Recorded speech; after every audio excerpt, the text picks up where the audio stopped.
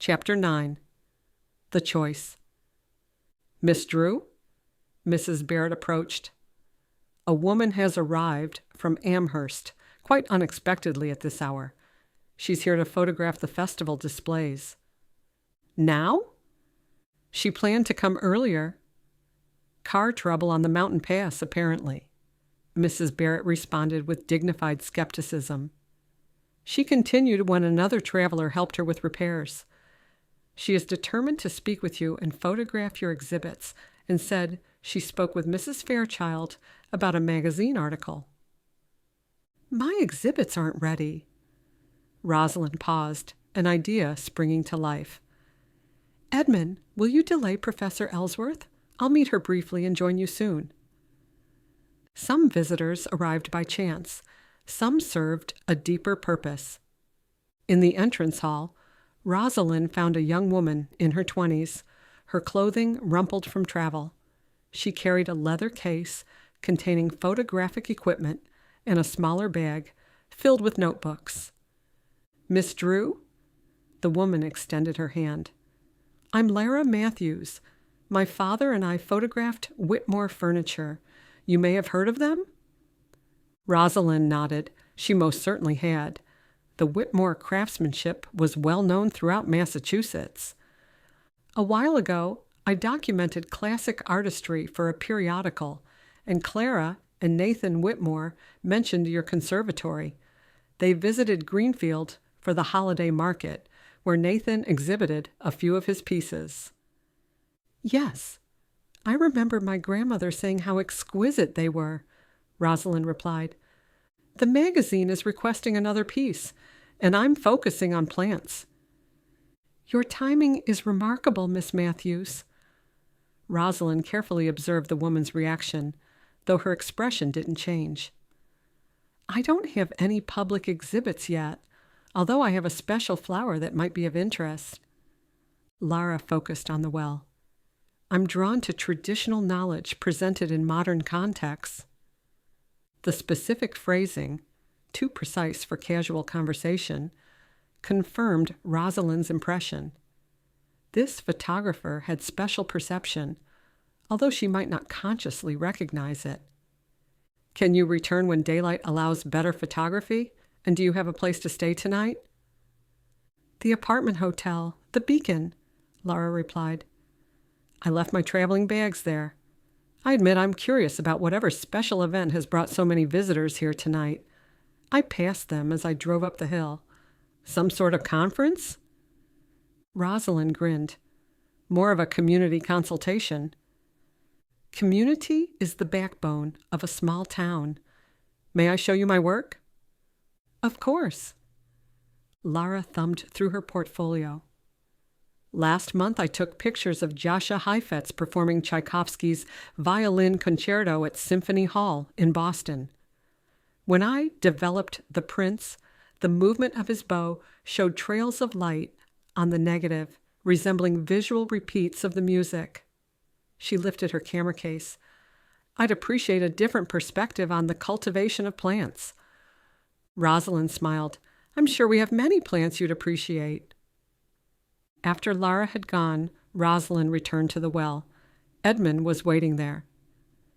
Where is Professor Ellsworth? She asked. I convinced him to return tomorrow.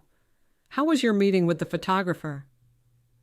She has a unique perception, perhaps unconsciously, though her arrival at exactly this point in time feels meaningful. Gifted people often translate their awareness through art. He inclined his head to the journals and scientific instruments arranged on a table.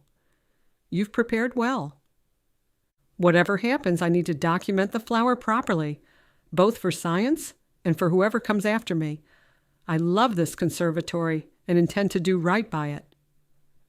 Love is a powerful emotion, he said, taking her hand. Love? Rosalind loved the legacy her grandmother had built, the bridge it created between plant and real-world application. She valued her independence. She was a woman with training and professional goals, refusing conventional expectations of marriage and domesticity in favor of meaningful work. Though she'd changed since meeting Edmund, often she envisioned a future with him, a life with him. As the flower's petals spread, a subtle fragrance rose, cool and sweet, resembling rain after drought. Rosalind inhaled, and for an instant the noise of the world receded. Her thoughts cleared. Worry subsided. Doubt loosened its grip. She recalled her mother's voice, soft, firm, wise, and saw again the interested look on Edmund's face the day they first met. The flower didn't offer answers. However, it reminded her she wasn't alone and that Edmund was standing by her side. I never expected, never allowed myself to imagine that you might see me, Rosalind, he murmured, breaking her reverie. Why would you ask that? His expression gentled, his voice quiet. I've spent many years being useful, but not really known. You see the things I do, but you also see me, and that means more than I can say. You're the man who helped Mrs. Sullivan avoid broken glass, who showed children how plants grow, who understands music as a language. Rosalind leafed through a journal to the last page, finding musical notations mixed with botanical observations. My grandmother mapped the correlation between musical harmonies and botanical responses. I notice you are both working. Mrs. Barrett's practical nature asserted itself as she approached them. Will you be returning for breakfast then, Mr. Winterborne? The simple domestic question startled a laugh from Rosalind. Edmund, unfazed, gave a regal nod. Yes, thank you. I'm rather looking forward to regular meals at the Drew Conservatory, as I'll be visiting more often. I don't need to cook for my grandfather now that he is safely living with a colleague. Rosalind squinted at him. You cook? She asked, as if he'd confessed to moonlighting as a chimney sweep. Of course. He placed a hand over his heart in mock offense. I've been known to scramble an egg or two with only minor casualties. I'll prepare extra, Mrs. Barrett replied, before withdrawing with remarkable composure. You're returning in the morning for breakfast? Rosalind repeated, her question cautiously concerned that speaking too loudly might break their connection. His smile curved. Supper too, if I'm invited. Absolutely. She nudged his arm. What's next, besides all your guaranteed meals? He glided a finger over a silver petal, light, deliberate. We observe, we keep records, we adjust as needed. Partners, she declared, the word no longer clinical. It conveyed the significance of shared intention, mutual trust, and something far more personal than any botanical classification. More than partners. He drew her into his arms. Much more. His kiss came like a tide, unhurried, powerful, and inescapable, neither demanding nor persuading. It revealed the certainty of coming home after a long journey, the culmination of one story and the beginning of another. Her hands slid up his shoulders, fingers curling into the cotton fabric, with the hesitant questioning of someone finally trusting what her heart was feeling. When he pulled away, his thumb traced the line of her cheek. The Drew women would be proud. You carried forward visions and made it your own. Rosalind leaned into his hold. Well, I had an advantage. Contemporary tools? Extra years of research? She shook her head, her smile unguarded. Number I had the courage to trust love could be as potent a force as any in nature. His eyes darkened, and he gathered her closer, the notion visibly overwhelming him. A hypothesis I plan to test thoroughly.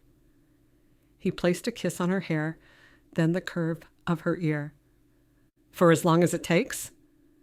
A lifetime, at least. Later, after Edmund left, when the sky paled and the first bird sang at dawn, the conservatory held its breath. The bloom, delicate and defiant, bore witness to endings and beginnings, to legacy redefined. She'd chosen her path. She would honor it, reshape it, and step fully into her future. And in that decision, she found meaning and love, the rarest blossom of all.